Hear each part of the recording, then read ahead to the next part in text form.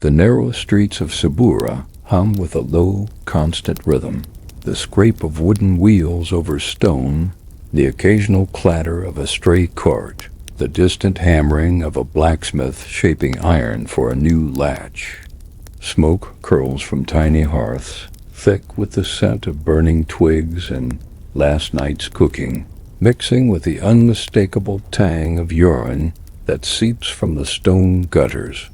If you walk quietly, as I do now, you notice the smaller details, the ragged children balancing jars of water on their heads, the haggard women shouting over the din of the market, and the peculiar shops tucked under arches dark and uninviting where the whispers of the city seem to thicken. Here, in the shadowed corners of the city, a market thrives in a way most respectable Romans would rather not acknowledge. Among the familiar trades, bakers, cobblers, fullers, exists a quieter, almost invisible commerce, the collection of human hair. Not any hair, mind you, but that of the recently deceased slaves. Rome's elite crave wigs of soft, natural hair, and the finest of these come from those who can no longer protest or negotiate. Ancient authors note that long, dark hair was especially prized, often exported across the empire to adorn the coiffures of matrons who wanted to appear youthful or exotic. Imagine the back rooms of these tiny stalls. Rough-hewn tables scarred with centuries of use, baskets of neatly bound locks, the air heavy with the scent of vinegar and resin used to preserve the strands. The hair is combed carefully, often washed and treated with oils, then shaped into curls or braided patterns, before being displayed like a forbidden fruit for the wealthy to inspect. If you let your mind wander, you can almost hear the whispers of the hair collectors themselves, tradesmen who navigated this grim enterprise with a mix of efficiency and detachment. Their work, though macabre, was highly profitable. Hair could be worth more than grain or wine when sold to the right buyer, and some of the city's poorest families even saved to purchase a few strands for their own modest adornment. The process begins in neighborhoods where death is common, the crowded insulae, the cramped apartments stacked 4 or 5 stories high, where disease and malnutrition often claim lives young and unremarkable. Bodies are carried with quiet urgency to nearby shops, where skilled hands separate strands of black, brown, or blonde hair with meticulous care.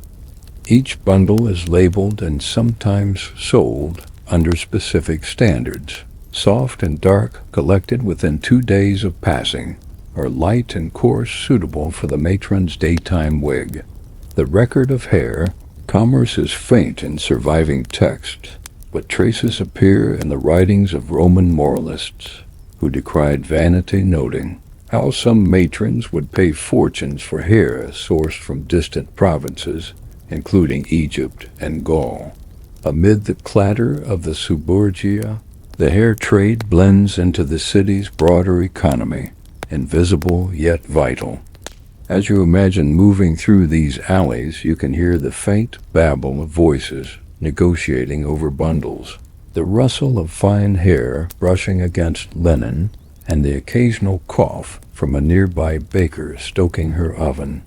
The city smells of bread, smoke, and vinegar, mingling oddly with human ambition and sorrow. You might catch a glint of curiosity in a passing matron's eye, unaware that her fashion owes its existence to the quiet, grim diligence of those working in the shadows. And yet, even here, there's a rhythm, almost a dark poetry, to the way Rome organizes life, commerce, and death intertwined, necessity and luxury inseparable.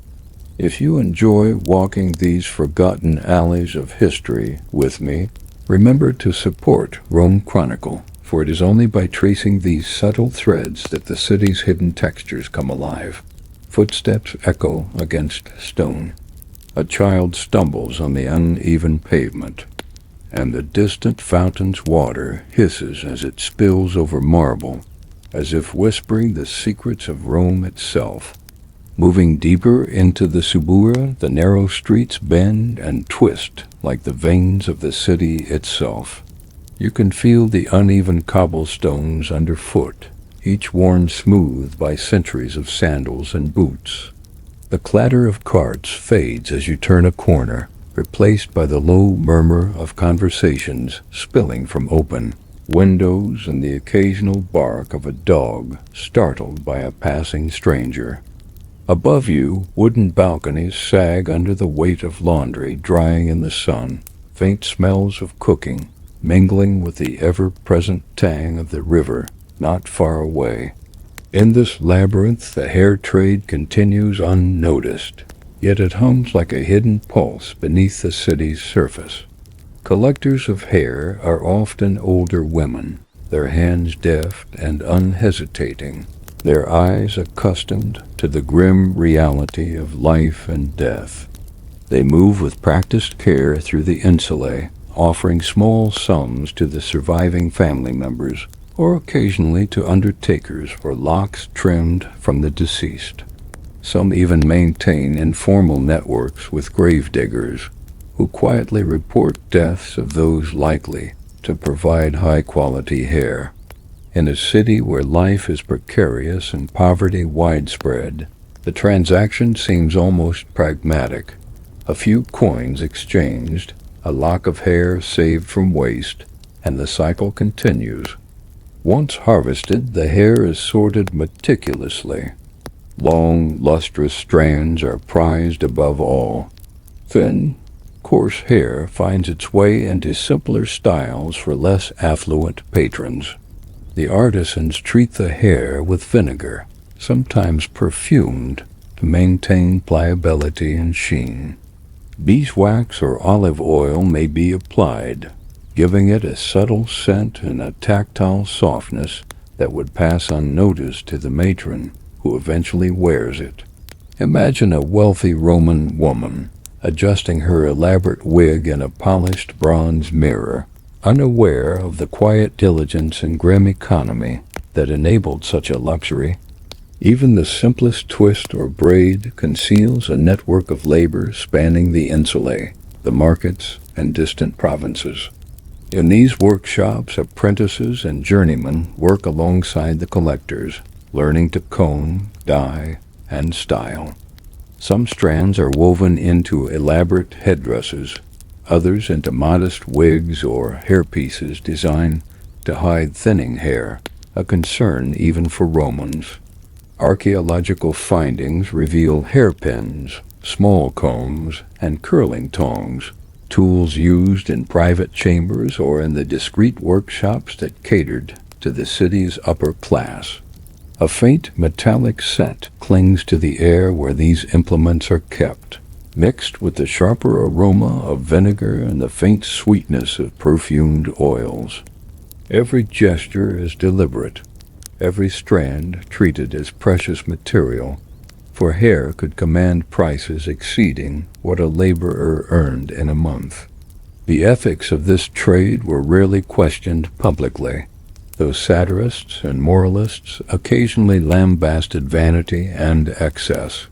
Yet the practice thrived quietly, unrecorded in the daily scrolls of magistrates or census takers, surviving instead in subtle hints, receipts for hair, mentions in letters, and the occasional moralizing essay about the extravagance of Rome's women. Walking through the alleys, one senses both the fragility and resourcefulness of life, how death, poverty, and beauty intersect in ways that are neither wholly shameful nor wholly noble. The city itself seems to conspire in this quiet commerce, providing both the materials and the demand, while its residents move along, carrying on with their lives, often oblivious. A faint chuckle might escape you as you consider the irony. The elite, concerned with appearance, are unknowingly supported by the very population they dominate, their vanity made possible by the diligent, shadowed labor of others. Footsteps echo from the stairwells above. A neighbor yells for her child. Distant water splashes in a fountain. Life continues, layered with trade, toil, and the quiet persistence of necessity. And still, the hair sits in neat bundles, ready for the next transaction, each lock a silent witness to the intricate, often grim rhythms of ancient Rome. The workshops where hair is prepared often occupy the ground floors of insulae, dark and cramped, lit by oil lamps that cast flickering shadows on rough walls. The scent of hair, vinegar, and resin mixes with dust from the street, forming an oddly familiar aroma to those who work there daily. Apprentices crouch over low benches, separating strands by length and color, their fingers nimble despite rough calluses from prior labor. Occasionally, the clatter of coins on a wooden table punctuates the quiet, signaling the sale of a prized bundle to a traveling merchant or a matron's agent. Each transaction carries a subtle weight, not only monetary but moral, though the morality is a murmur lost among the more pressing concerns of survival. In the market, the display of hair is almost theatrical. Bundles of varying hues are tied with thin strips of leather, sometimes placed on low pedestals beneath protective glass or polished wooden boxes. A buyer examines each with care, fingers brushing along the soft waves, the faint oils still clinging to them. Too coarse, one might whisper, not supple enough. Another bundle, darker and shinier, might be lifted delicately, curls held to the light and purchased immediately for a high price. RomeChronicle often notes how status dictated taste. Older matrons preferred subtle shades and elegant styles. Younger women indulged in dramatic lengths and exotic colors. The demand influenced supply, creating a network of collectors who understood the subtle economies of preference. The hair trade also intersected with Rome's funeral customs. Not every family consented to the collection of locks. Some feared bad omens or considered it dishonorable. Yet others saw it as a practical means to gain resources after a loss, particularly in poorer districts where the death of a family member could otherwise leave a household destitute. Hair collectors, aware of these sensitivities, developed methods of discretion, a polite offer, a measured explanation, or a simple acknowledgement that the hair might serve a higher purpose, adorning the elite, preserving beauty even in a city often beset by decay. The balance between respect and profit required subtlety, and those who mastered it thrived quietly in the shadows of Rome's bustling economy.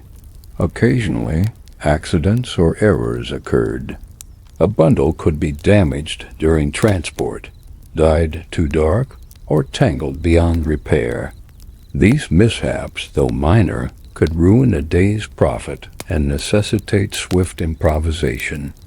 Apprentices learned to salvage such hair, twisting it into smaller curls or weaving it into partial pieces, ensuring nothing went to waste. The city outside never paused. A baker shouts over the clanging of her oven, children race along the street, and the distant hammer of the blacksmith provides an unrelenting backdrop. In this way, the private, meticulous work of hair preparation exists side by side with the public chaos of Rome, hidden yet inseparable from its daily rhythms. Even with its grim undertones, there was a faint sense of artistry. The hands that combed, sorted, and styled hair did so with care reminiscent of sculptors or weavers. Every bundle held potential, a transformation from something ordinary or forcibly taken into a symbol of elegance and status. The city itself seemed to approve this subtle alchemy, providing both materials and eager clientele. And so, as you imagine yourself navigating these alleys, the quiet tension of commerce, survival, and social aspiration unfolds, each moment rich with texture, sound, and scent, a testament to the intricate, often overlooked lives of Rome's inhabitants. By now the sun has dipped lower over the rooftops, casting long shadows across the Suburra. The clamor of midday markets softens into the murmur of evening, the laughter of children chasing one another, the distant splash of fountains, and the metallic ring of the blacksmith's hammer as he finishes his day's work. The hair workshops, too, quiet as transactions conclude and apprentices wipe their hands on rough linen, preparing to return to cramped apartments above or to neighboring streets. Yet even in this hush, the traces of commerce linger. Faint perfumes of oils and resin, carefully tied bundles of hair waiting for the next buyer, and the subtle shuffle of coins exchanged in corners away from prying eyes. Collectors often took their final rounds as night approached, walking lightly through dimly lit streets, the scent of cooking fires mingling with the evening air. Some paused briefly to watch the matrons across the city, adjusting their elaborate wigs in polished mirrors, entirely unaware of the unseen labor that made such appearances possible. RomeChronicle notes that the contrast between poverty and luxury was never more evident than in these quiet transactions. One city, yet worlds apart, connected only by strands of hair, careful hands, and the persistent rhythm of survival. The collectors themselves carried the weight of this duality, knowing that their work served both necessity and vanity, and that each lock collected represented both loss and opportunity. Occasionally, an observant passerby might glimpse a bundle displayed in the faint glow of an oil lamp, pausing with curiosity or mild revulsion. Some might chuckle at the irony of the situation, imagining the city's elite adorning themselves with the remnants of the very population they rarely encountered. Yet to the collectors there is a rhythm, a certain quiet satisfaction, a job done well, a trade conducted honestly within the rules of the hidden economy. Each strand of hair, meticulously combed and preserved, tells a story of the city's resilience, its layered social hierarchies, and the unexpected intersections of life and death that define daily existence in ancient Rome. By nightfall, the Suburra itself seems to exhale. Doors close, children are coaxed into sleep, and the faint echoes of distant fountains and footsteps fade into darkness. The bundles of hair, carefully tied and stored, await shipment to wealthier districts to adorn the coiffures of matrons seeking elegance, prestige, or the illusion of youth. The streets, now quieter, still hung with the residue of human activity, the clinking of utensils, the muted gossip through narrow windows, the subtle aroma of wine, bread, and smoldering wood. In this suspended, almost secretive calm, one can appreciate the city's extraordinary capacity for organization, adaptation, and commerce, even in the most shadowed and unexpected corners. As you walk these alleys in your mind, footsteps echo softly, the smell of the evening air carrying faint hints of the day's trades, and the city's pulse persists unbroken. It is a world of subtle tension, strange beauty, and historical reality, where life and death, poverty and vanity, necessity and luxury intertwine in ways that only Rome could produce. If you followed the quiet rhythms of this trade in its shadowed corridors, the city itself seems to whisper, inviting you to remember the hidden labors that shaped daily life. The ingenuity and resilience that flourished in these streets, and the intricate, often grim patterns that underlie even the smallest strands of human experience. RomeChronicle preserves these textures so that even centuries later, the whispers of ancient Rome remain vivid, tangible, and unforgettable.